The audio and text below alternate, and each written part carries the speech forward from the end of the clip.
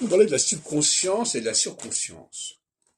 La subconscience est un lien beaucoup plus subtil, beaucoup plus impalpable quelque part que la surconscience. La surconscience est un habillage culturel, littéraire, historique, où on peut se convertir, on peut être à l'apprentissage, on peut être dans l'intégration, etc.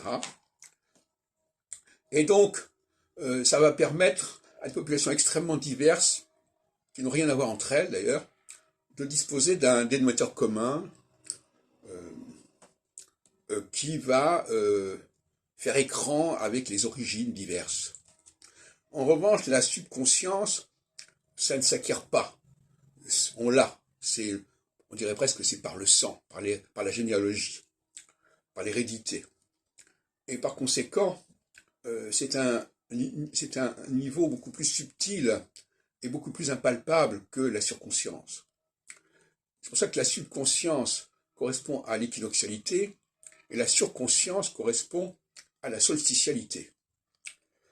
Alors, ce qui nous intéresse, c'est le passage.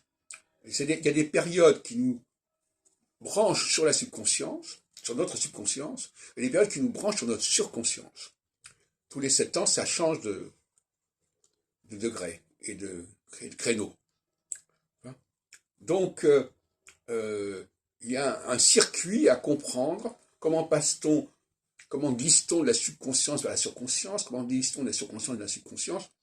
Qu'est-ce qui fait qu'à un moment donné, la subconscience laisse le pas à la surconscience et inversement?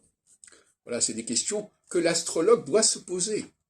Un astrologue doit maîtriser des dialectiques, des systèmes binaires comme cela, doit comprendre comment ça fonctionne, et il ne peut pas se contenter du bagage proprement astrologique, symbolique qu'il acquiert.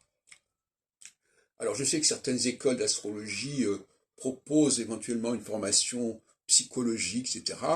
Mais on est là dans le domaine plutôt de la sociologie, et là il y a souvent des manques considérables au niveau de la formation.